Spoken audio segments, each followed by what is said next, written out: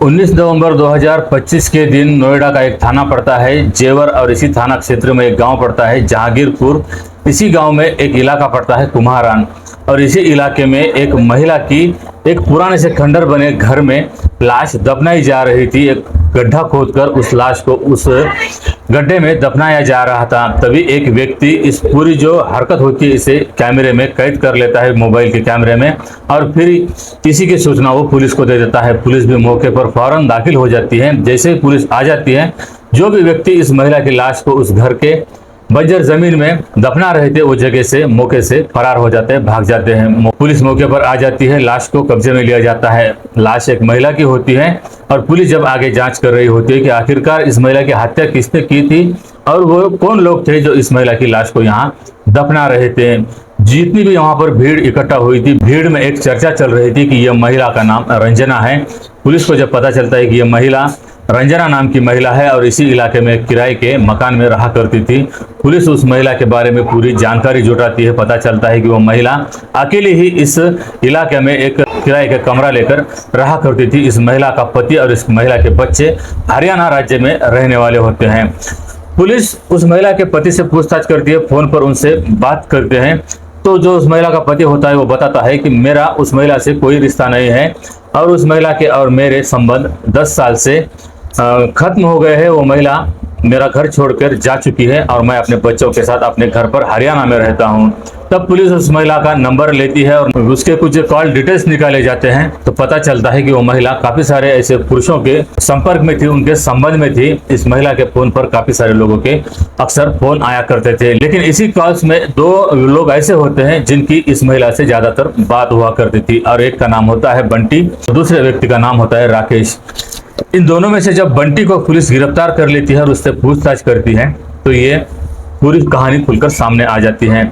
उससे जब पूछताछ की जाती है कि तुमने इस महिला की रंजना की हत्या क्यों की है और इसे क्यों दफना रहे थे, तो जो बंटी होता है ये बताता है कि साहब मैंने अकेले ने इस महिला की हत्या नहीं की है, मेरे साथ मेरा दोस्त राकेश भी है। हम दोनों ने मिलकर इस महिला की 17 तारीख की रात को ही उसके घर में ही गला दबाकर, उसी की ओढ़नी से गला दबाकर हत्या कर दी और उसी की लाश को हमने उसके ही घर में टांग दिया था। जब पूरी तरह से 18 तारीख का जो दिन होता है ये गुजर जाता है, लेकिन कोई भी इस महिला के घर पर नहीं आता, ना इस महिला को कोई आकर देखता है कि इस महिला ने घर में खुदकुशी की। इस तरह का उन लोगों ने बनाव किया था कि महिला ने खुदकुशी की होगी, लेकिन पूरी तरह से ये दिन निकल जाता है, कोई भी आकर इस महिला को देखता नहीं है। इसमें कारण दूसरा भी होता है, वजह दूसरी भी होती है कि ये महिला की आस पड़ोस के लोगों से कोई बनती नहीं थी, क्योंकि इस महिला के घर पर अक्सर कुछ ऐसे लोग आया करते थे, ऐसे पुरुषों का तांता लगा रहा होता है, जिसकी वजह से जो आस पड़ोस की महिलाएं होती थी इस महिला से दूर रहती थी। ना तो कोई पुरुष इस महिला के घर पर जाता था,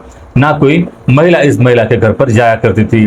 लेकिन कुछ दिनों पहले इस महिला के घर 2 महिलाएं अक्सर जाया करती थी और ये महिला भी 2 महिलाओं के घर अक्सर आया जाया करती थी। और वो महिलाएं होती है, एक महिला होती है बंटी की पत्नी और दूसरी महिला होती है जो राकेश होता है इसकी पत्नी। इन महिलाओं के घर पर भी जब रंजना आया जाया करते थे, एक तरह से दोनों भी महिलाएं उस महिला की सहेलियां होती हैं। जब इस तरह से एक दूसरे के साथ घर से संबंध जुड़ जाते हैं तो राकेश होता है, बंटी होता है, ये भी उस महिला के घर आया जाया करते थे। और भाभी के नाते से, भाभी के रिश्ते से ये रंजना में और राकेश में कुछ हंसी ठिठोली चला करती थी, दोनों में हंसी मजाक हुआ करता था और बंटी के साथ भी वही होता था। बंटी भी उसे भाभी की नजर से देखा करता था, भाभी के नाते से उस महिला के साथ हंसी मजाक किया करता था। और यही हंसी मजाक, यही हंसी ठिठोली इन दोनों तीनों को एक साथ इस कदर लेकर आ जाती है कि यह महिला बंटी के साथ अवैध रिश्ते में आ जाती है। महिला तो काफी दिनों से अपने पति से दूर रह रही होती है और किसी तरह से वो किसी फैक्ट्री में काम करके अपना गुजर बसर किया करती थी। लेकिन इस महिला की पेट की भूख तो किसी तरह से मिटा करती थी, लेकिन इसकी शारीरिक भूख इस महिला को चैन से सोने नहीं देती थी। इसीलिए यह महिला बंटी के प्यार में पड़ जाती है और बंटी भी इस महिला को देखकर वो भी प्रभावित हो जाता है, उस महिला के प्यार में पड़ जाता है। फिर आए दिन जब भी इन दोनों को मौका मिलता था, महिला के घर पर तो कोई रोक टोक करने वाला होता ही नहीं है और बंटी जाकर इस महिला के साथ काफी देर तक समय बिताया करता था, उसके साथ शारीरिक संबंध बनाया करता था। और जिस तरह से बंटी इस महिला के अवैध रिश्ते में आ गया था, प्रेम संबंध में आ गया था, और उसी तरह से राकेश भी इस महिला के रंजना के प्यार में पड़ जाता है। महिला भी राकेश को भी एक तरफ अपने प्यार के जाल में फंसा कर रखती है, तो एक तरफ बंटी को। अब ये दोनों को भी ये महिला इस तरह से अपने हाथों पर रखा करती थी कि जब बंटी नहीं होता था तो ये राकेश के साथ समय बिताया करती थी, और जब राकेश नहीं होता तो ये बंटी के साथ समय बिताया करती थी। वैसे भी जो राकेश होता है और जो बंटी होता है ये भी गहरे दोस्त होते हैं, दोनों काफी दिनों से साथ रह रहे होते हैं। जब दोनों को भी पता चलता है कि रंजना दोनों के साथ भी इस तरह से अवैध रिश्ते में है, तो लेकिन इसके बारे में दोनों को ज्यादा बुरा नहीं लगता, क्योंकि दोनों दोस्त होते हैं और दोनों ये बात स्वीकार कर लेते हैं कि जो भी इस महिला के साथ समय बिताएगा उस वक्त वो उससे दूर रहेगा, ना तो इसमें कोई दूसरा व्यक्ति रोक टोक करेगा। इसी तरह से दोनों दोस्तों में सहमति तो हो जाती है, और इसी तरह से दोनों भी दोस्त उस महिला के घर पर अक्सर जाया करते थे। दोनों भी जब भी एक जगह मौके पर भी हाजिर हुआ करते थे, तब भी उस महिला के साथ एक एक से बारी बारी से संबंध बनाया करते थे, और उस वक्त ना तो दूसरा कोई दोस्त नाराज होता था, ना कोई गुस्सा करता था। महिला कभी कभी दोनों को भी एक साथ कमरे में दोनों के साथ भी हंसी मजाक किया करती थी, दोनों के साथ भी अश्लील हरकतें किया करती थी। दोनों भी दोस्त उस महिला के साथ अश्लील हरकतें भी किया करते थे। अब ये तीनों में इस तरह से कोई रिश्ता हो जाता है कि इसके बारे में ना तो कोई इन तीनों में से कोई विरोध करता था, ना कोई गुस्सा करता था। इस तरह से अब काफी दिनों से 3-4 साल से इन तीनों में इस तरह का अवैध रिश्ता चल रहा होता है।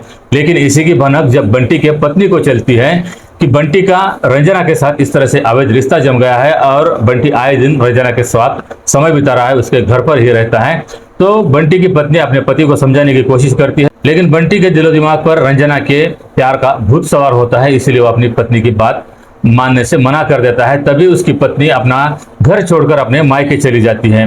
लेकिन बंटी को ज्यादा कोई खास फर्क नहीं पड़ता, क्योंकि उसकी हर जरूरतें अब रंजना पूरी करने लगी थी। तभी जो राकेश होता है, इसकी पत्नी को भी इसके बारे में पता चल जाता है कि राकेश के भी रंजना के साथ इस तरह से अवैध संबंध चल रहे हैं।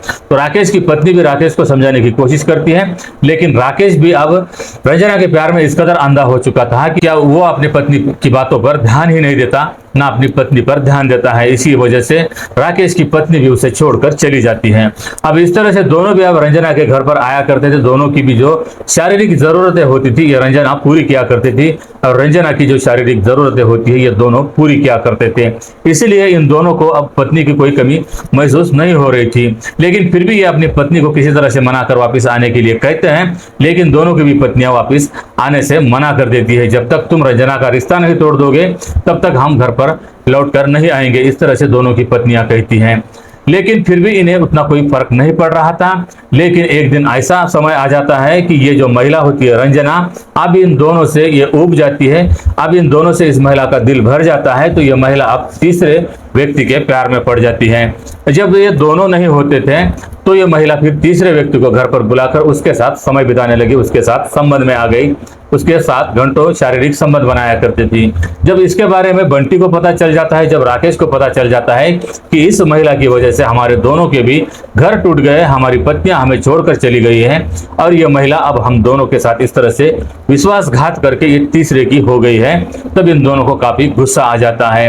ये महिला को समझाने की कोशिश करते हैं, लेकिन महिला कहती है, जो रंजना होती है, ये कहती है कि मैं तुम्हारी पत्नी नहीं हूँ, मैं तुम्हारी कोई खरीदी हुई चीज नहीं हूँ, मेरी मर्जी है, मेरा दिल है, मेरा जो दिल करेगा मैं वो करूंगी।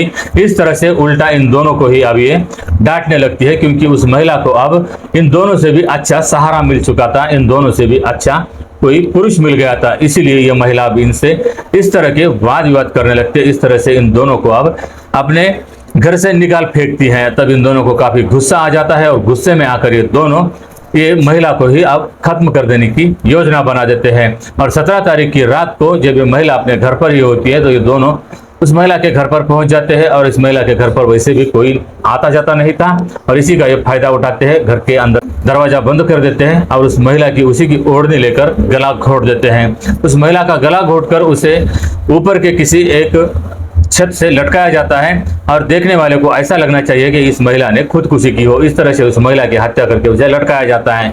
जैसे ही ये दिन भर जो 18 तारीख का दिन पूरी तरह से निकल जाता है, ये देखते हैं कि उस महिला की लाश को अब तक जाकर किसी ने देखा नहीं है। अगर कोई व्यक्ति जाकर उस महिला की लाश को देखता तो वो चीखता चिल्लाता हुआ बाहर आ जाता था, और इसके बारे में सभी को पता चलता था कि इस महिला ने आत्महत्या की है, और ये जो सारी हत्या की जो घटना होती है ये आत्महत्या पर चली जाएगी, ऐसा इन दोनों का मानना था। लेकिन अब इन्हें डर सताने लगता है कि अब जिस तरह से इस महिला को एक रात हो चुकी है, एक दिन हो चुका है। अगर ये भी पूरी तरह से रात निकल जाएगी तो कल इस महिला के लाश से बदबू आने लगेगी, और जब सारे लोग आकर देखेंगे कि इस महिला की लाश पूरी तरह से सड़ रही है, तब हमें मुश्किल में डाल सकती है। इसीलिए ये फिर ये दूसरी रात को जाकर उस महिला की लाश को उतारते हैं, और पास में ही जाकर एक बंजर खंडर सा बना हुआ घर होता है, बंद पड़ा हुआ घर होता है, कुछ खाली जगह होती है उस घर में, वहां पर जाकर ये गड्ढा खोदते हैं और उस महिला की लाश को वहां दफना कर किसी तरह से सबूत मिटाने की कोशिश कर रहे होते हैं।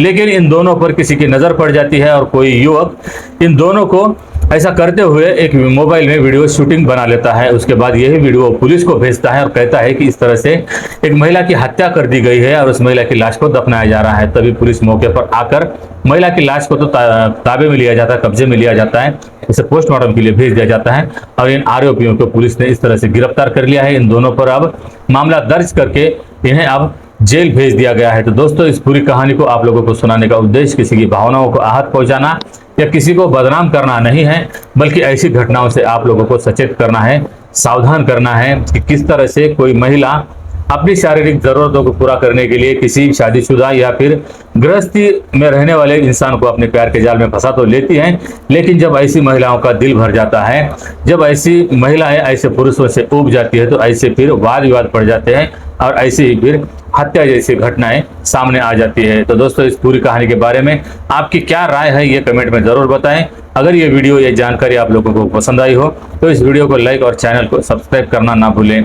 तो मिलते हैं ऐसे ही अगली वीडियो में, तब तक अपना ख्याल रखना। जय हिंद, जय भारत।